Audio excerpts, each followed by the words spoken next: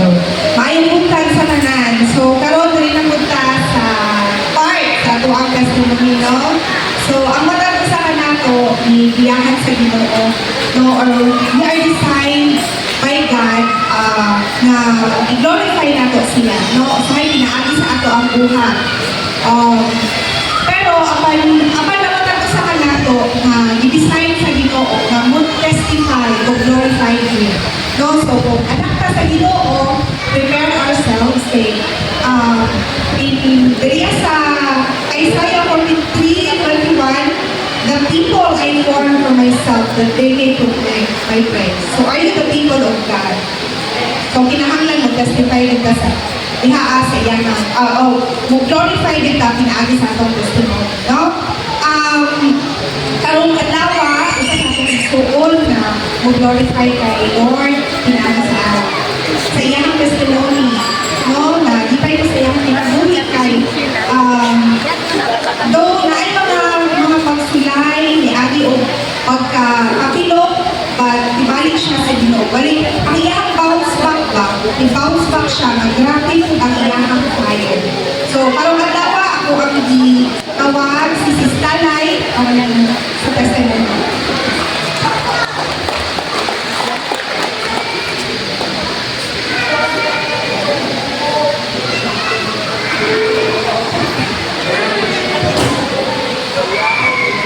Hallelujah! May buntag sa tanan. Wala pa ako kasabot sa testimony ko. Hallelujah! Ingana ang lindog na bati. Pasensya sa tumbuhi at Diyos. No? Hindi lang ako. Kundi sa matag-usapan na ating karoon. Hallelujah! Kanya po, apat kayo ko mga testimony niya. After na ko nag-resign sa akong trabaho sa Davao, gusto na ko mag-testimony, pero nag-wonder kung ano din ako mapilian ni Pastor Harrison. Kay tungod, natin katuyuan ng tanan. Ngano matag ko nga mag-testimony, kay tungod, nakamagtimagot gamay sa akong bulsa. No? Na okay akong paninda, na ako'y kasupport sa ako ang anak, o sa akong pamilya. Okay akong mga ginkanan, hinsog sila. Hallelujah. Okay po ako ang mga isuon. O sa dinahang naamot ang sitwasyon, kabaliktaran sa tanan akong giteksyon. Nawala akong paninda. Wala ko'y kwarta. Kuya, di na makasupport sa akong anak o sa akong pamilya. Ang pinaka-worst pa ng mga isuon na disgrasya akong mga ginikanan. Hallelujah.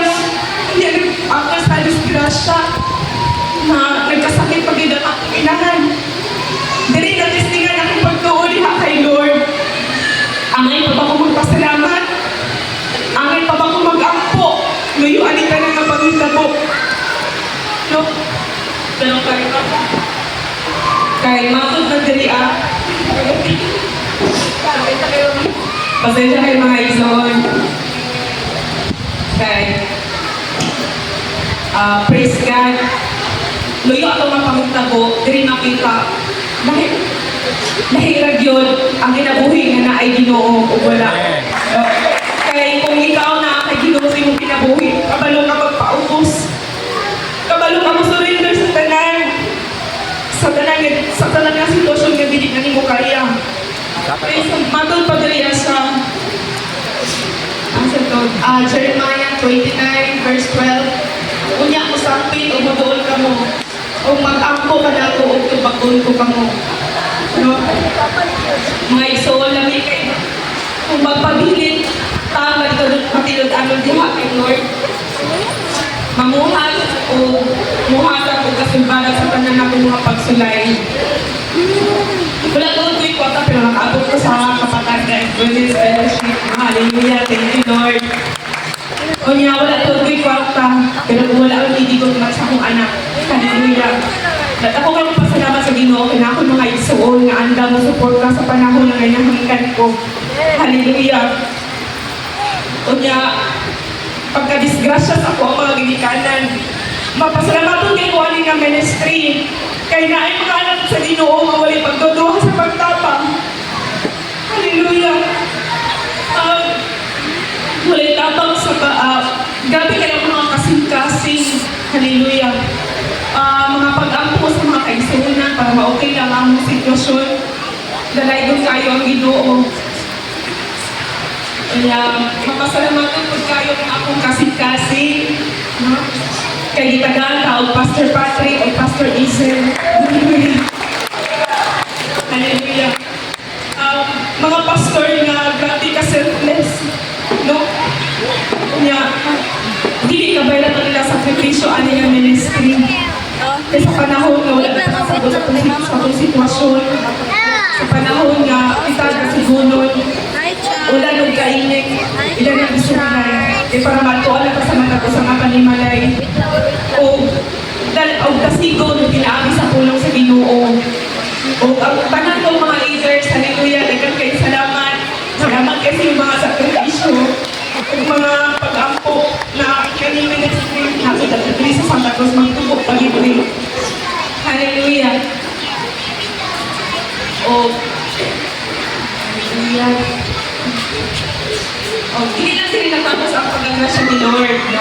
Mga ito, isa po sa mga nakasasala. Hallelujah. Gihawas ko po ni Lord. Gikan sa kamit niya, kaya po sa kahayag. Pero grabe kaya ang grasya ni Lord. Na ako din sa mga tubangan karon kay luyo sa akong mga kapapyasan, sa akong mga mali na desisyon sa akong kinabuhi, na napadulong na gito kalaglagan. Grabe. O those years, sa akong pagpaningkamot para sa akong pamilya, pero dagang dito mga sayo na nabuhat. Kung salamat kayo sa Ginoo, kaya akong gihawas o gitagaan ko niya chance para magpagtulog pag-ong kinabuhi. There's no turning back na isoon. Si Lord kayo. He is God for a second, third, fourth, fifth, infinite chances. No matter what you've done, He just wants you to come home. Hallelujah. Thank you, Lord. Amen.